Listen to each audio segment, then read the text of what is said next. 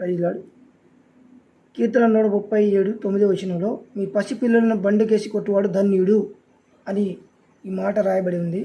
ఈ మాటను పట్టుకొని చాలామంది మన హిందూ సహోదరులు కావచ్చు, మతోన్మాదులు కావచ్చు, చాలామంది బైబిల్ దేవుడు చూశారా, బైబిల్లో రాయబడి ఉంది మీ పిల్లలను బండకేసి కొట్టువాడు ధన్యుడని. దేవుడు పిల్లల్ని బండకేసి కొట్టుమని చెప్తున్నాడు. ఎంత దేవుడు చూడు ఎంత శాడిస్టో అని చెప్తూ ఉంటారు. దీని మీద చాలామంది డిబేట్లు పెట్టడం జరిగింది. ఈ విషయం మీద ఏంటి దేవుడు బండకేసి కొట్టాడు, ఇలాంటి దేవుడేనా అని కొంతమంది పెద్దలు వాళ్ళు యూట్యూబ్లో డిబేట్ పెట్టి మాట్లాడడం జరిగింది. ప్రైజ్లాడ్, అందరికీ వందనాలు. నా ఫ్రెండ్ ఒకడు 2020లో ఈ వచనం చూపించి నాకు మీ బైబిల్ దేవుడు శాడిస్టు, మీ బైబిల్ దేవుడు కోపిస్టు, మీ బైబిల్ దేవుడు మూర్ఖుడు అని చెప్పి నాకు ఇదిగో ఈ వచనం నాకు అర్థం చెప్పు అని చెప్పాడు. ఇప్పుడు నాకైతే కరెక్ట్గా ఈ వాక్యం గురించి నాకు తెలియదు, కానీ నేను ఆ 137వ కీర్తన చదివి బబులోని వాళ్ళు వాళ్ళను చెరకు తీసుకెళ్లారు, వాళ్ళని బానిసగా తీసుకెళ్లారు. కాబట్టి వాళ్ళు ఆ టైంలో వాళ్ళు మా పిల్లలు మీరు అలా చంపారు కాబట్టి మిమ్మల్ని కూడా అలా చంపాలి అలా అని వారు అలా ఆ టైంలో వాళ్ళు చెప్పారు ఆ మాట. అది దీనికి అర్థం అని చెప్పా. కాదు దేవుడే డైరెక్ట్గా చెప్తున్నాడు. మీ పసి పిల్లలను బండకేసి కొట్టువాడు ధన్యుడు అని బైబిల్ దేవుడే క్లియర్గా చెప్తున్నాడు. నువ్వేమి మాట మారుస్తున్నావు అని నా మీద మాటకు మాట జరిగిందనమాట. తర్వాత నేను యూట్యూబ్లో కూడా చూశాను, చాలామంది పెద్ద మతోన్మాదులు ఈ విషయం మీద పట్టుకొని చూశారా బైబిల్ దేవుడు బండకేసి కొట్టండి అని చెప్తున్నాడు. చూశాడా ఈ దేవుడు ఎంత శాడిస్టో, ఎంత భయంకరుడు, క్రూరత్వం కలిగిన దేవుడు అని అన్నారు. ఈ విషయం మీద నేను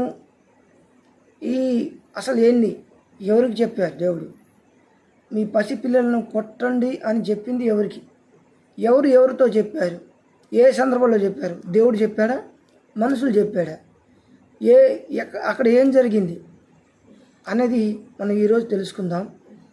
ఒకసారి 137వ కీర్తన చదివితే 9వ వచనం నీ పసిపిల్లలను పట్టుకొని వారిని బండకేసి కొట్టువాడు ధన్యుడు అని ఉంది. మీ పసిపిల్లలు ఈ మాట చదివితే ఎవరైనా బైబిల్లో చదివితే ఇది మాత్రం తేడాగా ఉంది అని గ్యారెంటీగా అనిపించింది. ఇది ఏ సందర్భంలో చెప్పారనేది తెలియకపోవడం వల్ల మనం ఖచ్చితంగా దీనికి అండర్స్టాండ్ చేస్తాం కూడా. ఖచ్చితంగా దేవుడి మీద ఏదో తేడా ఉంది, దేవుడు కోపిష్టి అని మనం అనుకుంటాం. కానీ ఈ మాటకి అర్థం ఏంటంటే ఈ ఇజ్రాయెల్ ప్రజలు ఉన్నారు కదా, ఇజ్రాయెల్ ప్రజల్ని బానిసలుగా బబులోను రాజ్యం వచ్చి వాళ్ళ మీద పడి వారిని ఇజ్రాయెల్ నుంచి బబులోను రాజ్యానికి తీసుకుని వెళ్ళారు. బబులోను రాజు నెబుకద్నెజరు వారిని తీసుకెళ్ళి వారి దేశంలో బందీగా ఉంచుకున్నాడు. అప్పుడు వారికి చెప్తున్నారన్నమాట, ఏంటి ఇక్కడ బబులోను 1వ వచనం బబులోను నదుల యొద్ద కూర్చుండి ఉన్నప్పుడు మనము సీయోను జ్ఞాపకం చేసుకుని ఏడ్చుచుంటుమి, వాటి మధ్యనున్న నిర్వంజి చెట్లకు మన సితార తగిలించితిమి, అచ్చట మనలను చెరగొన్న వారు ఒక కీర్తన పాడుడి అనిరి, మనను బాధించిన వారు సీయోను కీర్తనలో ఒకదాన్ని మాకు వినిపించుడి అని మన వలన ఉల్లాసము గోరిరి. ఫస్ట్ 3 వచనం చదివాం కదా. వారిని బబులోను వాళ్ళు తీసుకెళ్ళి అక్కడ వాళ్ళ ఇబ్బందులు ఉంటే మీరు పాట పాడండి, మాకు ఎంటర్టైన్మెంట్ చేయండి మీరు అని అక్కడ ఉన్న సైనికులు, అక్కడ ఉన్న అధికారులు కొంతమంది ఈ ఇజ్రాయెల్ ప్రజలతో చెప్తున్నారన్నమాట, మీరు మీ పాట, మీ దేశ పాట, మీ దేవుడి పాటలు పాడండి, మీ సీయోను పాటలు పాడండి అని మమ్మల్ని ఎంటర్టైన్మెంట్ చేయండి, మమ్మల్ని కొంచెం ఉత్సాహపరచండి, మీరు పాటలు పాడండి, డ్యాన్స్ చేయండి. ఇక్కడైతే డ్యాన్స్ అని లేదులే, కానీ పాటలు పాడుతూ మీరు మమ్మల్ని ఎంటర్టైన్మెంట్ చేయండి అని వారు చెప్తున్నారు. అప్పుడు వాళ్ళు చాలా బాధతో ఏడుస్తూ వాళ్ళు చెప్తున్నారు అన్నమాట. ఏంటి?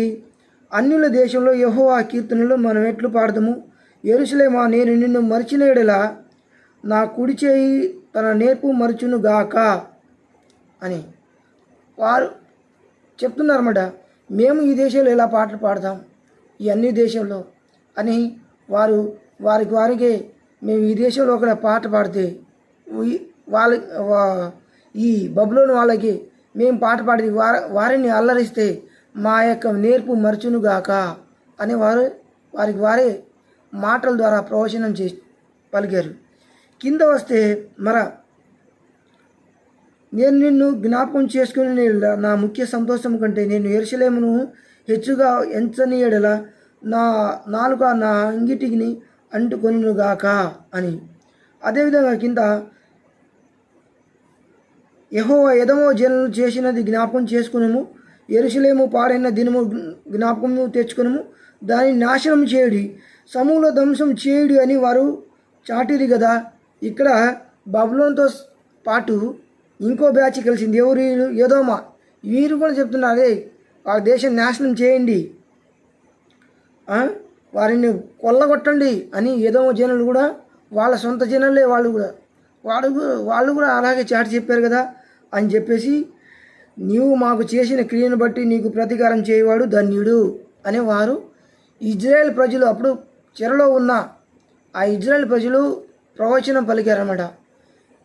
మమ్మల్ని ఏ విధంగా అయితే వాళ్ళు మమ్మల్ని తీసుకొని ఇక్కడ వచ్చారో, వాళ్ళు డైరెక్ట్గా వాళ్ళని చెరలో అలా తీసుకురాలేదు, వాళ్ళని స్వాధీనం బానిసలుగా అలా తీసుకెళ్ళలేదు. కానీ వారి యొక్క ఆస్తులు, వారి యొక్క దేవాలను పడగొట్టి ఆస్తులు ధ్వంసం చేసి, వారి పిల్లలను చంపివేసి, వారి భార్యలను పాడు చేసి, రకరకాలుగా హింసించి చంపి ఇజ్రాయెల్ ప్రజల్ని బబులోన్ దేశాన్ని తోలుకొని పోయారు.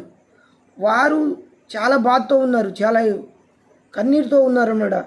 వారు ఇప్పుడు మనల్ని ఎవరైనా బానిసలుగా ఎత్తుకెళ్తే మనం అక్కడ సంతోషంగా ఉండగలమా?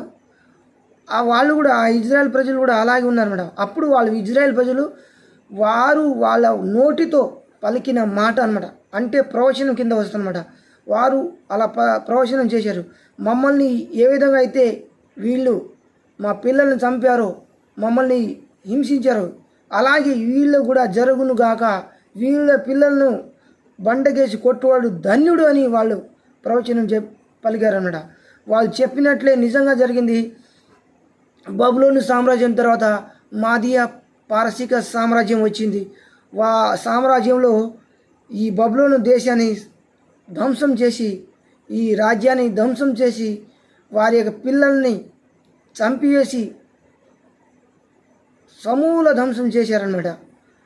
అది ఎప్పుడు జరిగిందంటే క్రీస్తు పూర్వం 531 సంవత్సరంలో జరిగింది.